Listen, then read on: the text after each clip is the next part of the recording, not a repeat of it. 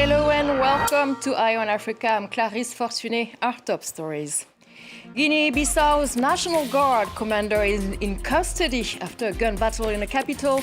A night of clashes when two members of the government were being questioned over missing money. AIDS is not over and 60% of people living with HIV are in sub-Saharan Africa. The United Nations says the end of AIDS by 2030 is still possible, but only if people on the ground are given the means. And a slimy delicacy that means big business. Ivory Coast turns to snails, grilled or in a spicy broth for juicy return. But we start in Guinea-Bissau, where the army says it's now holding the leader of the security forces unit involved in overnight clashes in the capital. Gun battles came after National Guard soldiers freed two members of the government who had been questioned by police about embezzlement. Sira Cherij has the details.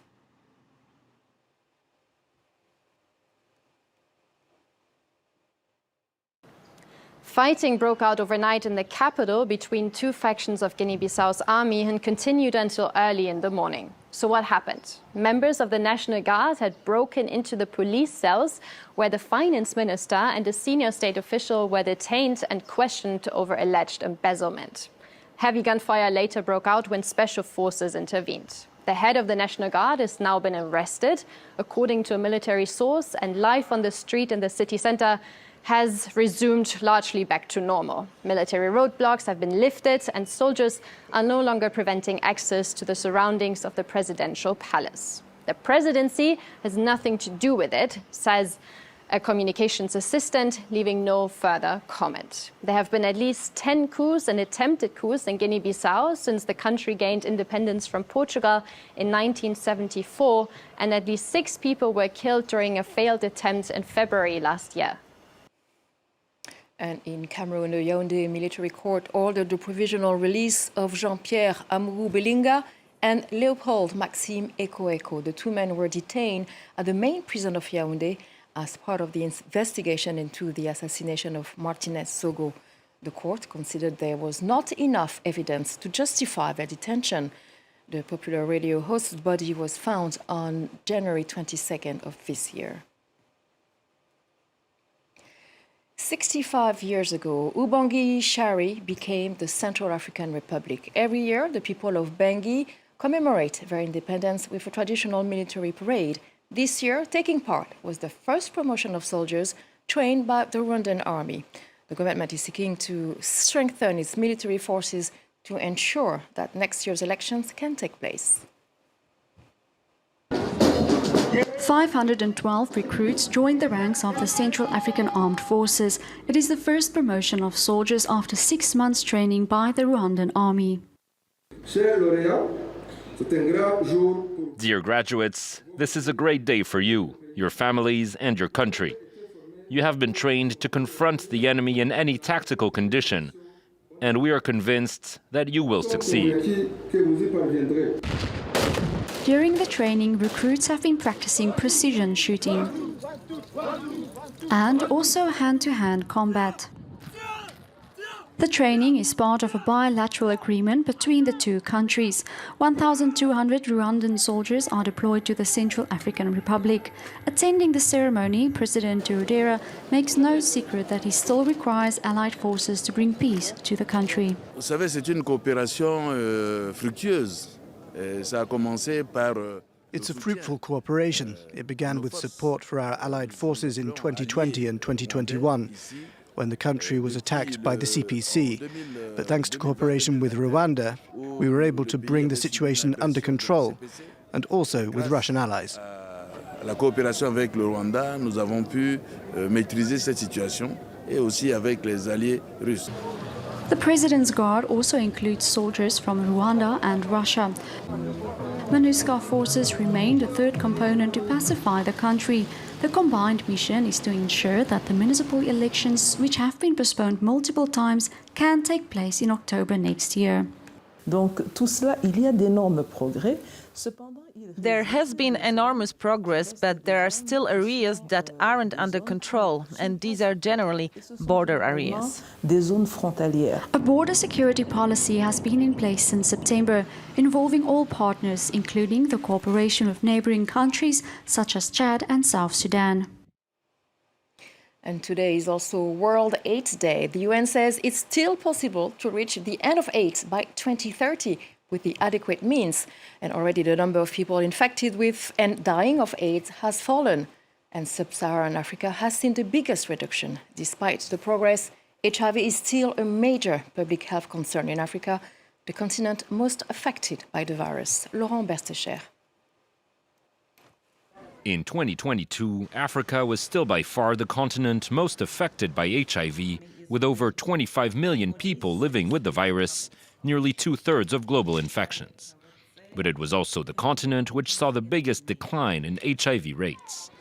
Last year, 6 African countries reached the UN aim to diagnose, treat and suppress the virus in 95% of cases, with 8 more closing in on the target. We're very proud to say, and we released over the summer, data that showed that countries like Botswana, Rwanda, Zimbabwe, and others have in fact reached at a national level the 95-95-95 targets. According to the UN, several factors can explain these gains. Increased investment in HIV research and prevention, but also stronger laws protecting the rights of vulnerable people and widely expanded access to antiretroviral therapy across the continent. Yet despite the progress of recent years, many challenges remain to reach the UN target of ending AIDS as a public threat by 2030.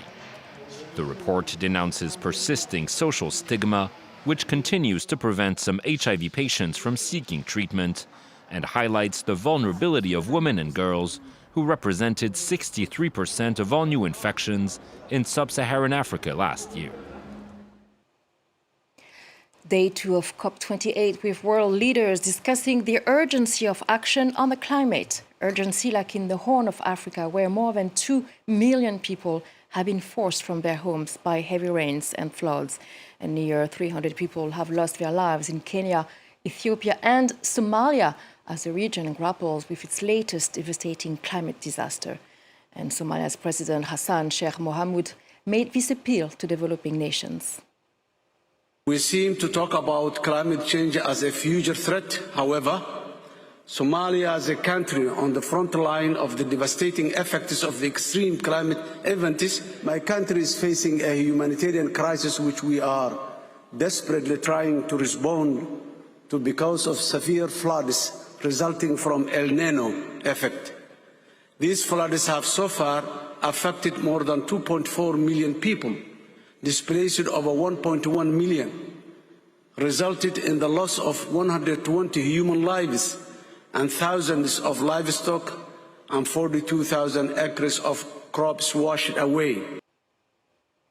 And with global warming also affecting sea levels, Benin, like its West African neighbors, Togo and Ghana, are at risk of shore erosion, forcing the government to spend millions of dollars to protect its coastal communities. Laura Di Biasio. A coastline that stretches as far as the eye can see, with hungry waves that devour it, little by little. On this beach in Abomi-Calavi, a few kilometres from Cotonou's capital, nature advances and men recede. Raymond Mekpe is a fisherman. He's pointing out to sea where his parents and grandparents used to live, his childhood now submerged. The beach wasn't there before. It's the lack of monitoring and maintenance that has caused the sea to gain ground. Day by day, it advances and swallows up the investments of the state and private individuals. Benin has been losing kilometres of coastline for more than 20 years. We lose around 30 meters a year. As you can see, it's really serious. And if nothing is done in a few years' time, we're going to lose the Cotonou-Porto Novo road. We don't want that to happen. Benin's government has spent millions of dollars to protect coastal communities from erosion, investing in creating armour rocks, stone and other installations. This is a major project that has protected a cross-border segment, and we are now attacking segment by segment. 200 billion African francs for coastal protection is a major commitment on the part of the government, and the government is not stopping there. But despite these efforts, the sea, helped by global warming, continues to reclaim its rights and could have the final say. Ivory Coast is the land of cocoa, but a new business is proven to be very lucrative: farming of giant snails. Everything can be used to make money: their tasty flesh, as well as their slime and shells that are used in cosmetics. Hiding beneath the leaves, these large gastropods have become the new golden goose for Ivorian farmers.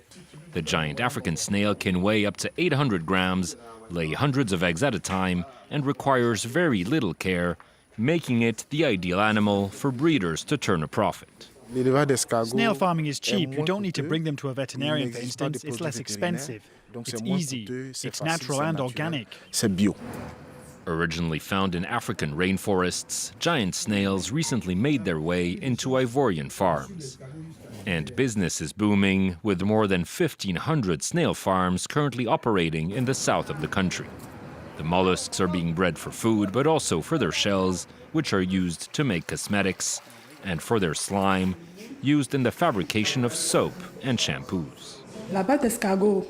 Snail slime helps moisturize the skin. It improves your complexion and slows down the aging of the skin. But much like their European cousins, African snails are mostly seen as a tasty delicacy, one best enjoyed in a spicy broth or on the grill. Well, grilled are my favorites. Well, that's the end of this edition of Eye on Africa. Thank you for watching.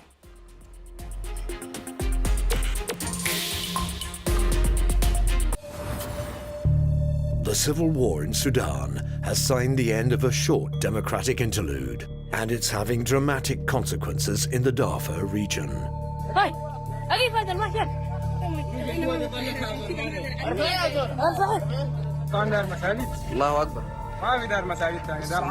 The Rapid Support Forces, mainly Arabs, are opposed to the regular army. They openly attack members of the Black Masalit ethnic group in a grim replay of the 2003 conflict.